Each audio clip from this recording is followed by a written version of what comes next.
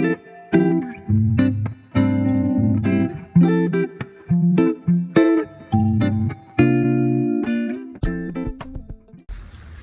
family, and welcome back to the channel. It's your girl ShaNedraNicole, and I am back again with another video, you guys.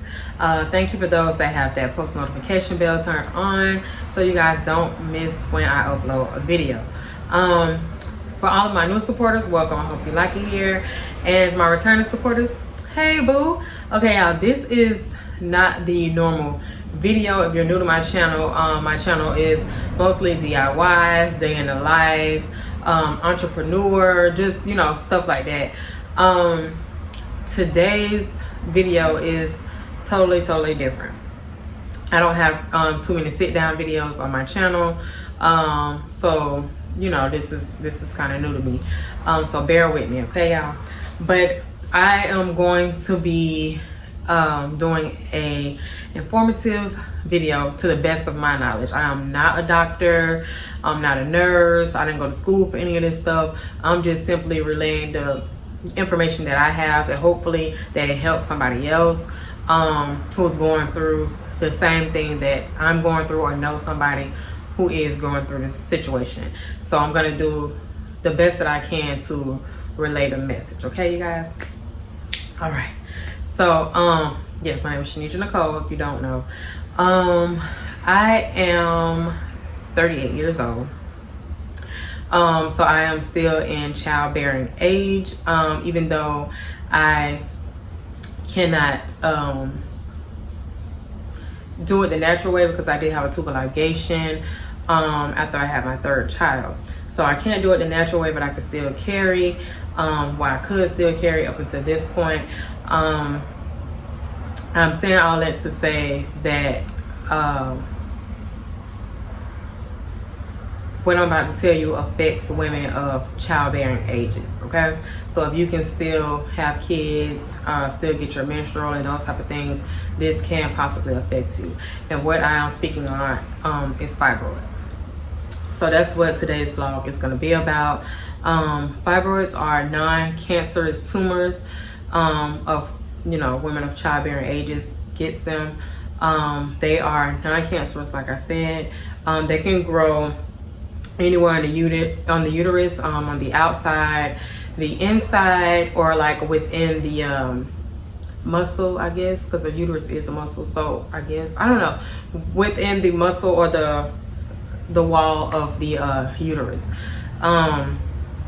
They tend to grow in those areas.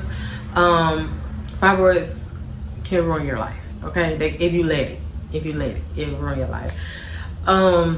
The typical symptoms, because there really is none, there's no cause, shall I say. There's no real cause, or they don't really know scientifically why women get fibroids. They just know it affects women of childbearing ages. It affects women mostly of African American descent. It affects women that struggle with their dieting, like obesity and stuff like that. Yeah, so in genetics plays a big part in fibroids. I did know, you know, that a few women in my family dealt with fibroids. I didn't know, after finding this out, like majority all of them have dealt with fibroids in some form or fashion, and have had hysterectomies. So we'll get to that later on in the video. But yeah, it's definitely genetics. It's definitely genetics plays a part, and the onset of your menstrual period, like how early it was when you started your menstrual.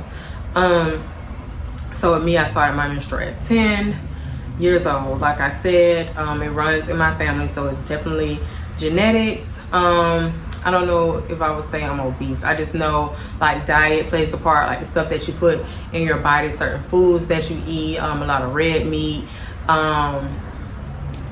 just a lot of different foods, you know, a lot of fast food. That stuff is not healthy for you. So it depends on what you put in your body, can aid in these, you know, tumors growing.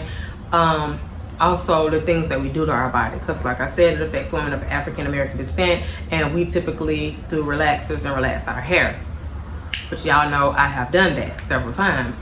So yeah, relaxers, certain you know, chemicals and environment things play a part in it as well. So those are some of the causes or some ways you can get, excuse me, fibroids. Treatment for fibroids, it's a wide range of treatment, with the most simple being like medication, birth control.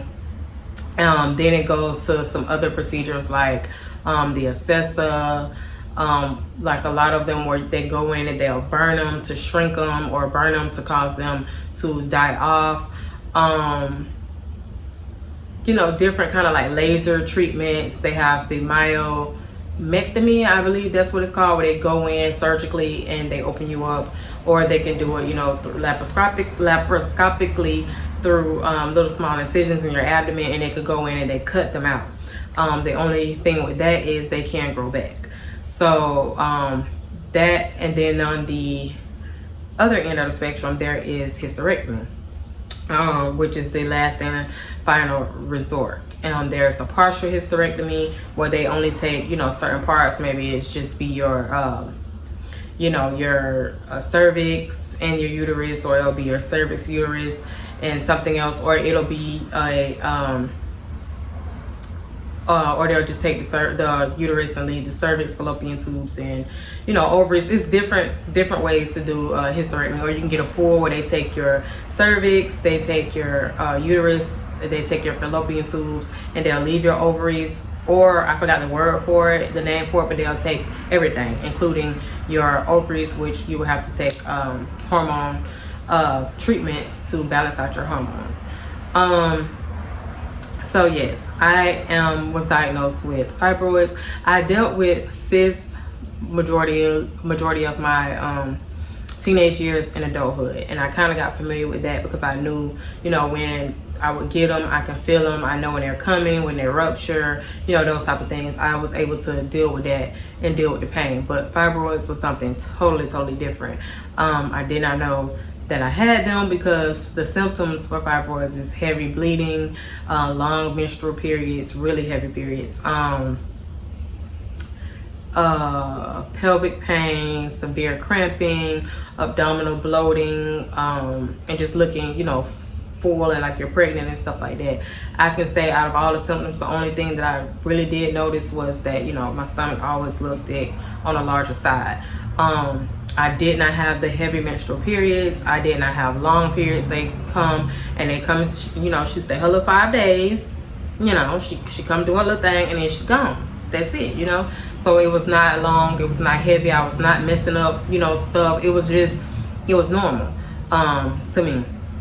So some people who get fibroids don't have symptoms, so they don't know that they have them, which is, I would kind of say what I did. The only symptom I had was I had a little bit of cramping. Like, it started not too long ago. I never cramped, you know, when I was getting my menstruals teenagers.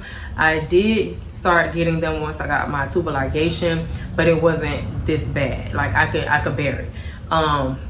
You know, just recently they got like unbearable. Like, it felt like labor pains, like real deal labor pains, no epidural, like you're finna push your whole baby out. Okay, that's how I felt. So I would say that was the only symptom I had, was just the cramping when it was time for my menstrual. Anything other than that, I did not have, I did not experience, so I did not know that I had them. The way that I found out that I had them, I was dealing with a lot of epigastric pain. And that was, to this day, we still don't know the cause. I kind of feel like it's gas related, but we don't know the cause because I had to deal with all of this first, and I'm gonna get into that. But I was always dealing with epigastric pain, and I was just always, I was always having, you know, abdominal pain, but it was kind of up high. So I noticed it like when I would be stressed out, when I would eat certain things, when I would drink, you know, have an alcoholic beverage or something like that, I would notice the pain. So one day it had got really worse, where I could not tolerate it. Nothing I did made it feel better. Like nothing eased the pain at all. So I ended up going to the emergency room, and this was in May. I went to the emergency room for the abdominal pain, and you know, they just told me to take antacids. You know, it could be gas, it could be reflux, you know, acid. Just take some antacids and I would be fine. They did, you know, ultrasound and CAT scan and all of that. Everything was normal. So speed up a couple months later, back in July, I went back to the hospital again. The same thing, like I could not take the pain. I'm thinking, hey, we've been here before, it's gonna be the same thing. You know, I'm experiencing the same symptoms. The only symptom that was different was I had a huge stomach. My abdomen was huge, like I was pregnant, and it was really hard. It was really hard, and it was like really uncomfortable. It was hard to walk, it was hard to breathe, like I was pregnant. It really looked like I was pregnant. To my sister, my little sister was like, you should take a pregnancy test, and I was like, you know what, girl, you're right. Even though I know my tubes high, you know, things do happen, so let me go and take a test, because that's what it's really giving. It's giving pregnant. It's giving at least about 5 or 6 months. So I took the test, and it was negative, of course, because you know, my tubes high. I mean, even though it could be a possibility, I just didn't feel it. Like, I didn't feel any pregnancy symptoms or anything like that. I just know that my abdomen was really big and it was really hard. So I kind of shook it off. I had just gotten my menstrual, so I was like, you know, I kind of do bloat when it's time for my menstrual, so I'm just gonna chop it up to that, and maybe when it's gone off, it'll, you know, go back to normal. And babe was like, no, I think you should go and get it checked out. And I said, well, you know, I'm on my menstrual right now, so once it goes away, I'll go, you know, to the emergency room, go to the doctor or whatever, and get it checked out. So that's what I did. Went in, told them I was having the abdominal pain, the epigastric pain again, thinking that they're just going to give me the same medicine they always give me, which is like this little numbing drink that you drink, and then it numbs your throat, and then I'm just supposed to numb your stomach, but it just numb my throat. It don't make it down to the stomach. So I'm thinking that's what they're gonna give me, which they did, but they ended up doing the ultrasound again and another CAT scan. So they come in, this is the beginning of July. They come in and tell me that, you know, everything was fine. They didn't see, you know, what was causing the epigastric pain or anything like that, but what they did see is that compared to my ultrasound and CAT scan back in May, they noticed I had a little fluid in my abdomen back in May, but it was not anything too serious or anything to worry about. It was a small amount. But they told me this time in July it was a lot, and they did not know why, you know, it was there, because I did blood work and everything, and the blood work and everything came back fine. So they didn't know why I had the fluid, and the fluid, the name of it is ascites. I'm gonna put it on the screen so you guys can, if you want to look it up and do your research, you can. So they told me that I had ascites. Excuse me. What is that? What is the gibberish that you're speaking right now? So she come in and she was like, I advise you to stay, and I'm gonna admit you so we can go ahead and get this fluid out and we can take a look at it, because you know there's only 4 reasons why a person would get ascites fluid. And I'm like, okay. So she give me this paperwork and it tells you all about it, so I'm reading it and I'm like, oh no ma'am. Like, no ma'am, I'm healthy. I've always been healthy. I've never had any issues. You know, I don't drink, don't smoke, anything like that. You know, I drink occasionally when I'm out with the girls, I mean, babe out, but I'm not a big alcoholic. Like, so what do you mean, you know, that I have this? So I kind of got scared, because, you know, ascites is accumulation of fluid in the abdomen. It makes you look, you know, swollen, and it's either from liver failure, heart failure, kidney failure, or cancer. Okay, so those would be the only reasons why you would get ascites. And I was like, no, I'm not accepting that. Like, no, send that back to Sundal. I'm not accepting that. So I was, you know, crying, and babe was like, what's going on? Like, and I'm like, you just sitting right here. You just heard what the lady said, what's going on, and why my stomach is as big as it is, why it's so hard, what's going on? You just heard it. Like, and I'm not okay with this. It's not sitting right with me. So I was like, I'm not staying. I'm not going to stay. I'm not being admitted. I'm going to go home. We're going to pray about it, and that's going to be that, okay? So we left. She was like, okay, you're free to go. We can't keep you here, but I recommend you stay. But if you want to go, just look into it further and, you know, just get it looked at. So I said, okay. I went home, y'all, and I could not sleep. Like, I couldn't sleep at all. The pain was crazy. Like, it was, I could not stand up. I could not stand up like straight. I would be hunched over like this. I could not stand up straight. I could not bend down. To eat, I always felt full when I ate. Like, it was just, I couldn't lay down. It was a lot. It was a lot. And babe was at work. I was home by myself. The kids at school. So it was just like, I was scared.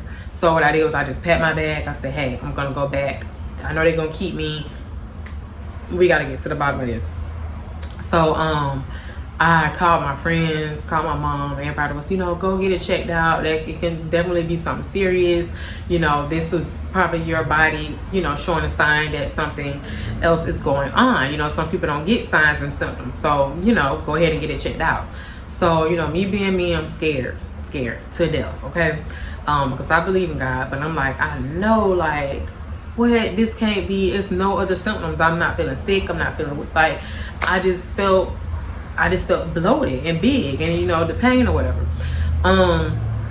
So I went in, they admitted me, and did the CT scan or CAT scan and another ultrasound. Though I was there the day before, I don't know what would change between, you know, last night and the next morning, but they did everything all over again, gave me an IV, and told me that I would have to wait for a room. So I did that.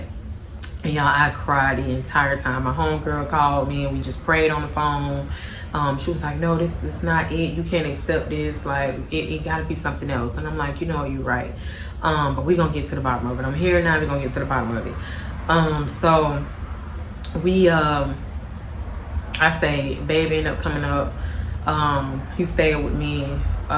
We stayed overnight because what they end up having to do is a paracentesis, which is where they go in and drain the fluid out of your belly or, you know, your body or whatever. So mine was in my belly, so they had to stick a catheter, like an IV, in your belly. They go in with a needle like an IV, take the needle out, leave the catheter in, and then you sit into it. It drains however long you take to drain.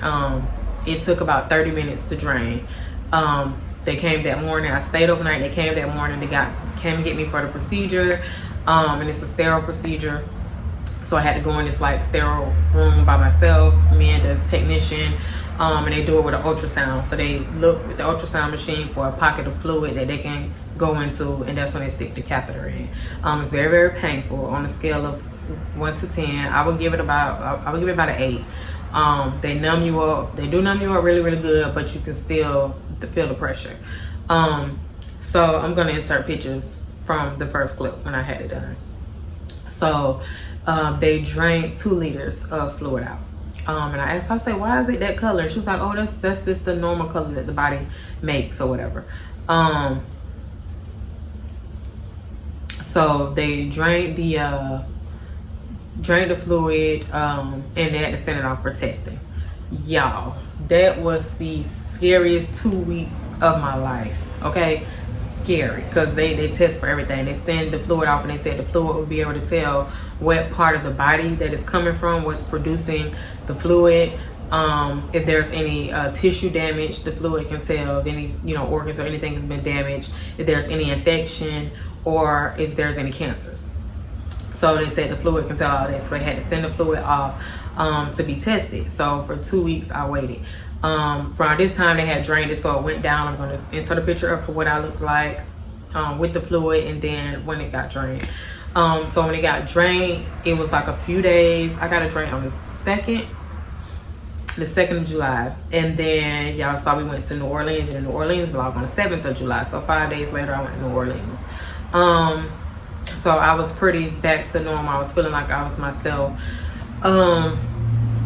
after getting it drained or whatever. But it did come back. So I got the results And I was so scared. Like I was reading the results when they came day by day. I was kind of worried. I got them right before we went to New Orleans, to be exact. So it wasn't 2 weeks, it was about a week.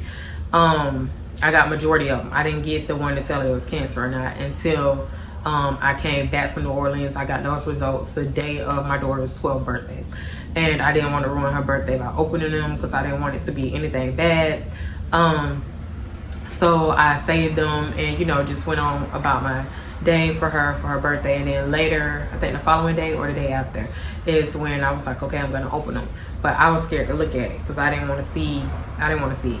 But I just knew, I was like, everybody kept saying, girl, you okay? Because if anything was wrong, they would have called you by now. They would have called you. The hospital would have notified you. Your doctor would have notified you.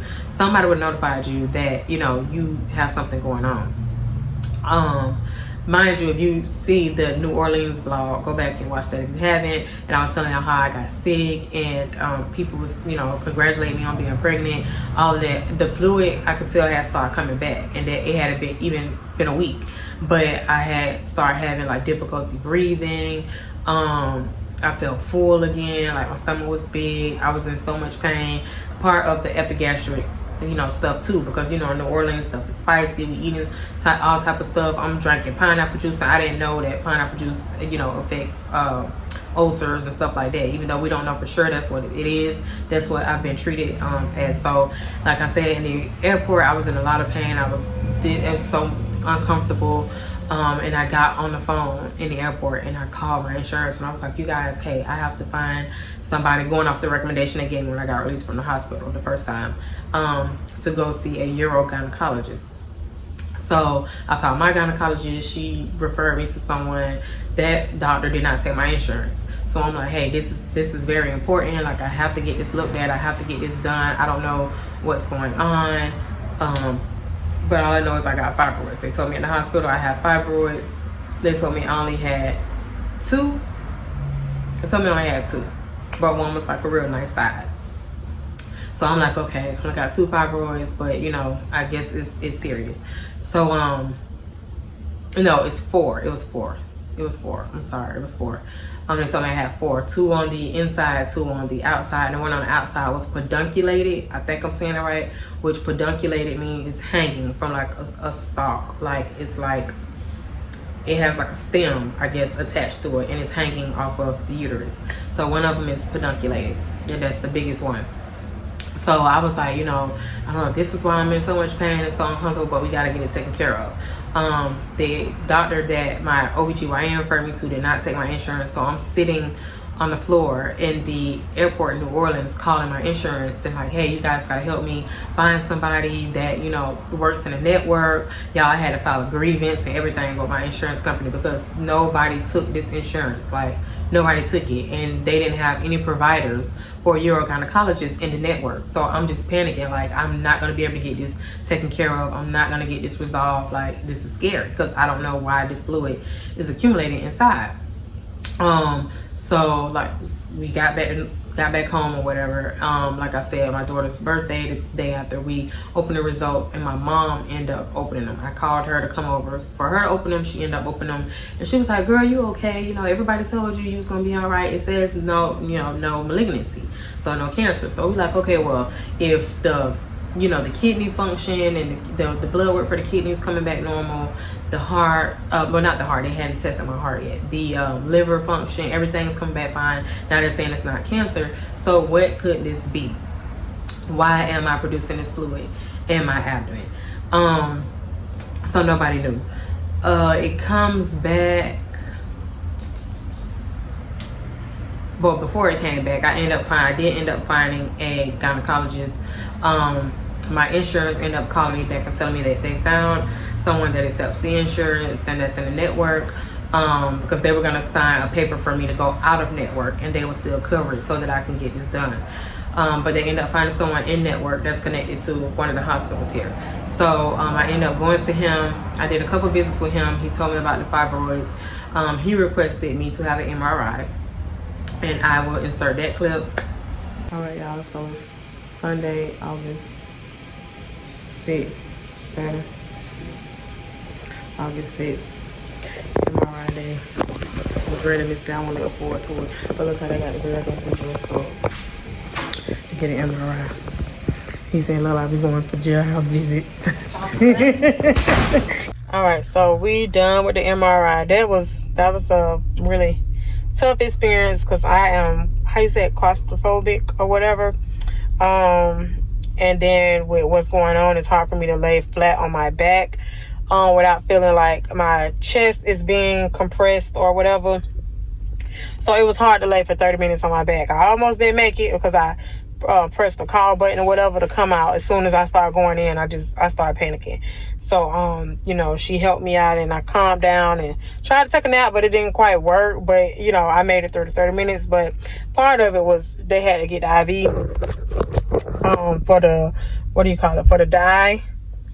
And that I got real hard veins to get. So she had to poke me twice to get an IV to put the contrast or whatever in for the test, for the scan. So that's that. Just updating you guys on what's going on and throughout this whole process. Okay. He requested an MRI, and y'all, I'm claustrophobic, very claustrophobic. So that was horrible. So I'm already dealing with a lot of stuff that's already horrible, and dealing with going to get all these tests is making it even worse. But yeah, so I end up having an MRI. I come back to him after the first appointment. He wants to come back to review the MRI results. So we come back, me and babe come back, and he goes over the results with me and tells me that there was not 4 fibroids, that on the MRI there were 10. So it went from 4 to 10 fibroids. 5 of them are really big that they're saying. So out of the 10, 5 are big. My uterus is really enlarged, and they can see the fluid. And yeah, so it was just a whole lot of. So he was really concerned about the fluid. He was like, I just don't know, like nobody knows where this fluid is coming from. Everything is coming back normal, but we just don't know why it's there. He was saying it could be from the fibroids, and I'm like, really? He was like, yeah, the fibroids can be producing this fluid. It can be pushing up against something inside of your abdomen that's making it produce this fluid. So even though we don't have a definite answer yet as to the fluid, that's what, you know, I've been told, that's what we're going with, because that's what, you know, all the results are coming back. But yeah, he went over the MRI results, and he was just like, so from here we just got to decide what we're going to do. And I said, okay. So he was like, we can either do the medication where you take the medication by mouth every day to try and shrink the fibroids. Only thing is you're not going to see an immediate result. It's going to take about 6 months to a year to see if the fibroids are reacting to the medication. I was like, no, I don't, that's too long. I don't want to do that, and I don't want to take medication. I'm bad with medication, y'all. I'm very bad with medication. So I was like, no, that's not an option. Then he recommended this other procedure where they go in through your thigh they put a catheter up your thigh and go in and burn the fibroids or whatever. But he told me that was really painful, and the downtime is about 6 weeks, 6 to 8 weeks. And he was like, I'm not gonna lie, it's very painful. Out of everything I'm about to tell you, that's very painful. He said, so I would put that at the back of the list. And I was like, okay, well, we're not gonna do that. So then he said there's a procedure called the assessor. And the assessor is where they go in laparoscopically, you know, through the holes, the incisions made in your abdomen, and they go in and they like, I don't know if they burn them. I can't remember if he said they burn them or they freeze them, where it will kill off, you know, the blood supply to the fibroids, and it will shrink over time. He said, you know, that'll take a few months. The downtime with that is about 2 weeks. So I was like, okay, I can deal with that. You know, I had my tubes tied. It's the same way that went in through the incisions in the abdomen. I'm okay with that. So I'm thinking is that he was like, you know, the last result is a hysterectomy. We don't want to, you know, do that. We're not gonna put that as one of the cards on the table. We're gonna take that and put that to the back as well. And you just, you know, look over everything. He gave me paperwork, pamphlets, and all of that. He said to look over it, and he would give me a week as a follow-up visit, and I would have to have a decision made by then so that we can move forward. So fast forward a week later, I'm sitting in the car leaving the doctor's, and he calls and he's like, hey, Miss Thompson, so we're talking or whatever. And then he's like, calling to let you know that I know we talked about different options for the fibroid treatment, but I just want to let you know that I'm not comfortable removing the fibroids. I'm not comfortable working on you. And I was like, excuse me? And he was like, yeah, because of the fluid, the amount of fluid you have, I'm not comfortable doing a procedure. I recommend a hysterectomy. Y'all, I did not expect it. Because he was like, no, we taking it off the table. So for you to put it back on the table, it's like, huh? He was like, yeah, and I'm gonna refer you to an oncologist, gynecology. He was like, I'm not saying that this is cancer or whatever, but he's more knowledgeable in what he's doing.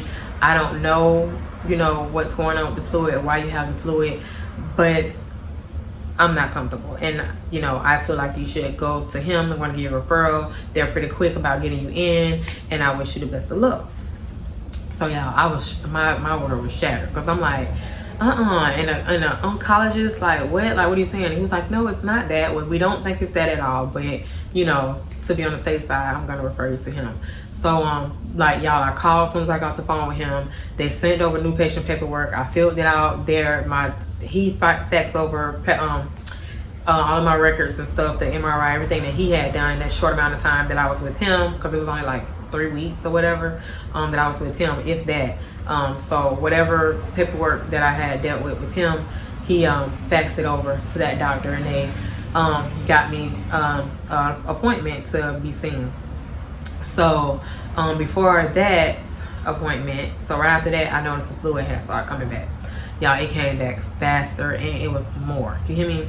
It came back so fast, and my stomach was so big. Like, I don't even know if I got pictures, because I showed y'all the pictures from the first time. It was way bigger than that. It was way bigger than that. So I was kind of scared. So I went back. I was like, oh my gosh, here we go. And I was in pain again. And babe was like, nope, let's go. He was like, you already know what they finna do, so we just gonna go ahead and camp out for the night. Let's go. So we ended up going that night. Everybody just, when I go, they always shocked. They was like, well, you got this done before, you have it done again, everything's normal, everything's negative, it's just, we don't know why. So, you know, I told them that, you know, I'm looking to get a hysterectomy. You know, they're thinking it's the fibroid, so, you know, that's gonna be that. And everybody's like, oh, okay, so, you know, you got down to the bottom of it. I'm like, yeah, we got down to the bottom of it, and this is what's going on. So I just recently went, I want to say about 2.5, maybe 3 weeks ago, and got another paracentesis done. Stayed the night over again. They did a chest x-ray this time, and this time, before they drained the fluid, they saw that, you know, it was more fluid, and this time it had went up to around my lungs. And it said the fluid had went up to around my lungs, and I had a partial collapsed lung. So when I got admitted and went upstairs to my room, they gave me like this breathing, a spirometer, I think that's what it's called, a spirometer, where you breathe in, like after surgery or whatever, you breathe in so your lungs don't collapse, or you don't get pneumonia or anything like that. Because they said that was one of their concerns, was pneumonia, because of the fluid buildup around my lungs.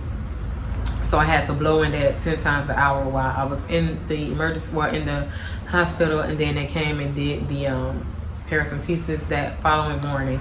So I had that done. And y'all, I'm gonna insert. Okay.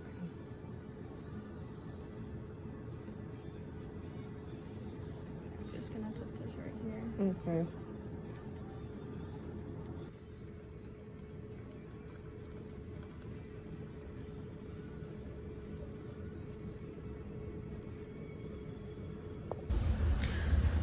That time was way more. They end up getting 5 liters out. The first time was 2, this time was 5. 5 liters of fluid, same color and everything. They tested it again, sent it out for testing. This time she tells me the weight of them. She was like, you know, this is 2 pounds per liter. And I'm like, really? She was like, yeah, so you were carrying around 10 pounds of fluid inside your body.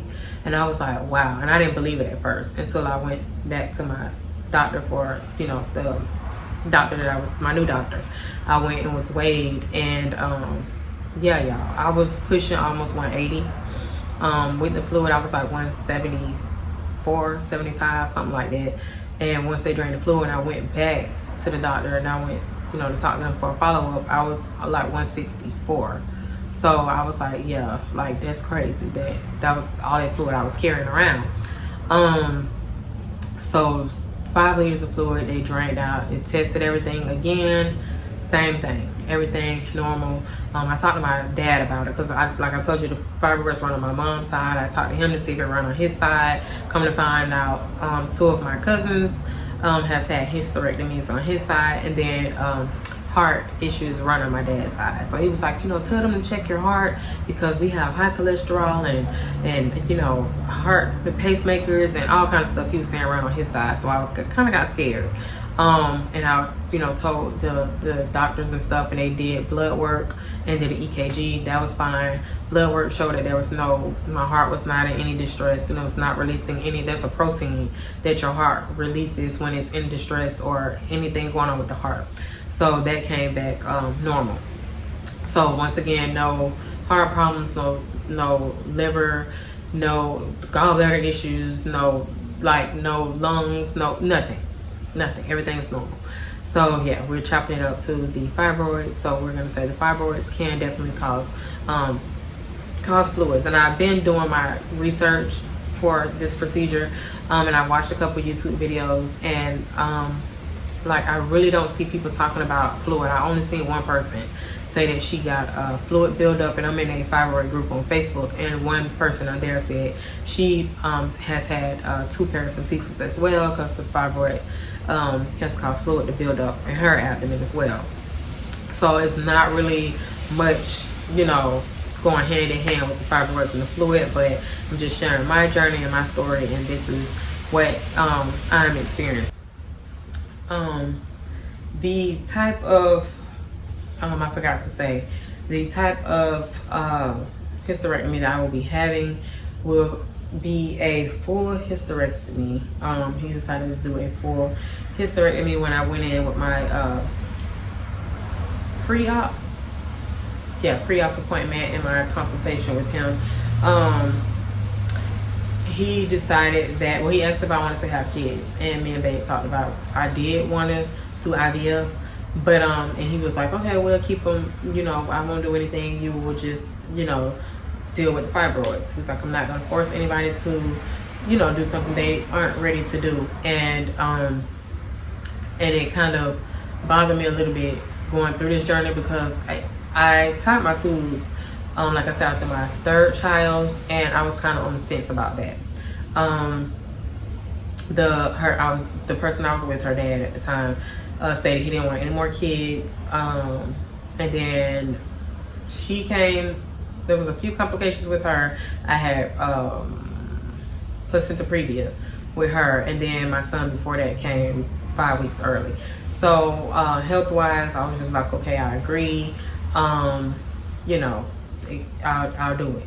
So I tied my tubes, but I regretted it. It was something I regretted. I really did, because I felt like I made that decision based off of somebody else. So I regretted it. So I was like, all this time, 12 years, I've been dealing with regret, or living with regret. So I felt like, you know, IVF will be an option, and, you know, get the money and we'll go have it done. So we did talk about that. So when I told him that, he was like, okay, well, we can deal with that. And I'm like, no, because I don't want to risk my life trying to bring another child into the world when I already have 3. You feel me? Like, I don't want to be taken away from the 3 I already have, trying to bring one more into the world. So I'm okay with, you know, the hysterectomy and what's going on. I'm okay. So yeah, he was like, he didn't want to, he said he can do the myomectomy, which, like I said, they go in, they'll either do an open one where they'll cut you like a C-section and go in and cut each fibroid out one by one, or they can do it laparoscopically. Excuse me, that's the gas. But he said the only thing with that is, he was like, you can still try for another baby or to have a baby, but the only thing with that is they have to, when they go in and do the myomectomies, I don't know if that's ever been said to anybody, but they have to go in and cut your uterus up to get the fibroids out. They cut you up. And he's saying that you stated to us that you want to produce or have or carry more kids, we have to go in and physically put the uterus back together the best that we can, previously to us cutting it up. He was like, so a lot of times it's harder to get pregnant again. It's harder to put it back where it's functioning again. It's a lot of work. So I was like, no, I'm okay.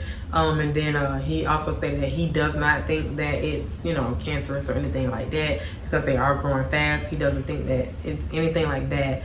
But he said the safest way to get my uterus out, because how big the fibroids are and how many and how big my uterus is, that instead of being cut, either laparoscopically is not an option, but instead of being cut like a C-section where I have the little bikini cut, I have to be cut up and down.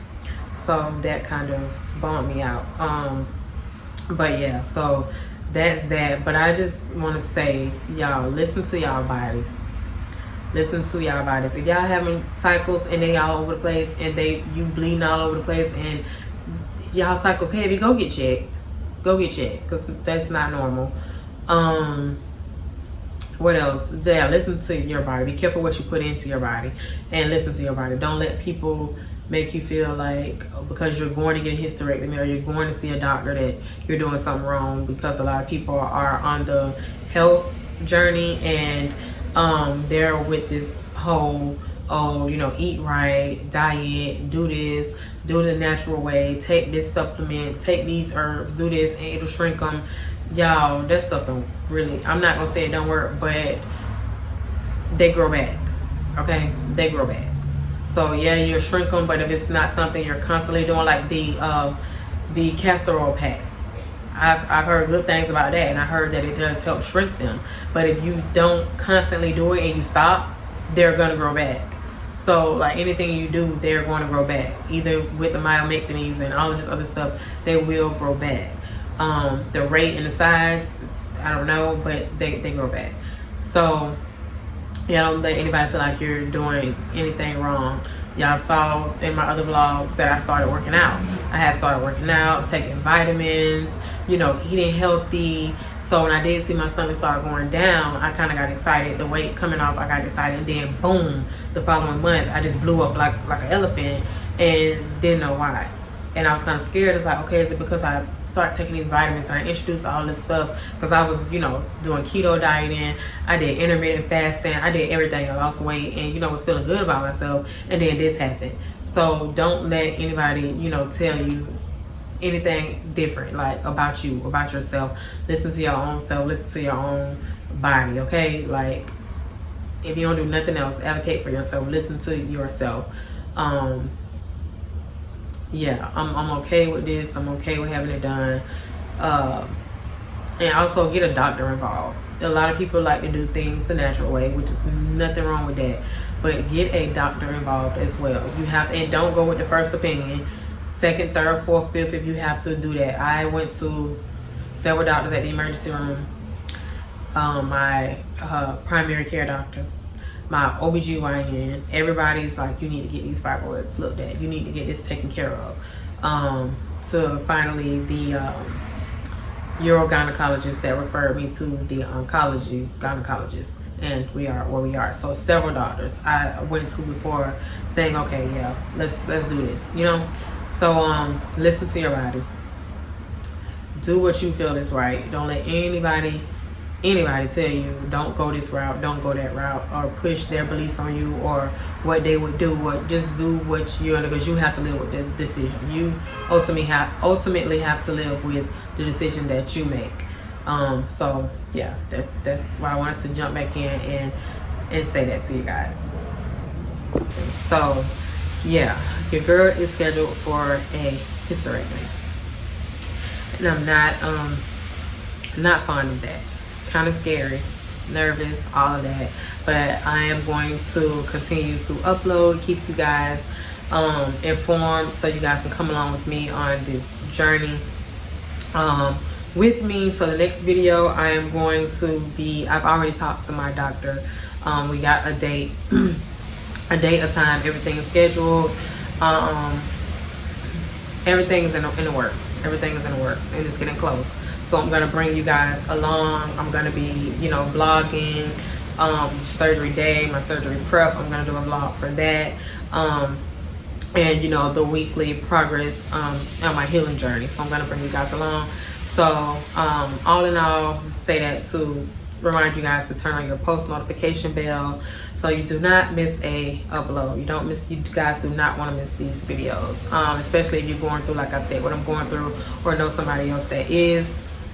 Maybe this can help you, because like I said, I didn't find any information where people were kind of going through the same thing that I'm going through. I saw some videos and some stuff I'm seeing, like I noticed my appetite. I don't really have an appetite. I don't have an appetite at all. Energy, don't really have energy. I don't know if you guys can tell if you go back to the back to school vlog. I was kind of trying to keep the camera up here so you guys can see my belly or whatever, but I was tired of, you know, doing all the walking with the shopping, in the vlog with the get ready with us with them back to school. Y'all can just go back and watch these vlogs. If you notice how big my belly was in that video, I looked pregnant, and then I had the 2 bandages on my arm when I did the IV from the MRI. So all of this stuff was happening up in the work. So just as a reference, those videos as the reference, so y'all can kind of see even the New Orleans video with my, you know, my stomach, how I was looking and stuff, and how I was feeling. But yeah, this is the only thing that I've been seeing, is that the tiredness everyone is experiencing, the lack of appetite, what else, and all the other stuff, the bleeding. I don't have all that, like I stated. I have noticed that my hair is coming out. And another lady, I watched her with her fibroid story. She's having swelling, and her hair is coming out as well. Her hair was coming out. She's, you know, has her hysterectomy already. Oh, excuse me, y'all. And I have so much gas. I don't know why. I don't know if this is the epigastric stuff from the, you know, possible ulcers, or if this is part of what's going on with these fibroids. But I be gassy, okay? Your girl be gassy from all ends, okay? Gassy. But yeah, I noticed my hair, like when I comb through it, it sheds a lot, and sometimes they come out in chunks, and they say that's because of low iron. You know, and the fibroids drain a lot of their blood supply, so low blood and low iron can cause, you know, hair loss and stuff like that. So I am dealing with that. So yeah, so you guys stay tuned. Thank you for tuning in this far. Don't forget to like, comment, subscribe, and share this video. Tell a friend, and tell a friend, and tell a friend about ShaNedraNicole. Y'all come on over and y'all join the crew, okay? I will see you guys in the next upload. Bye, guys.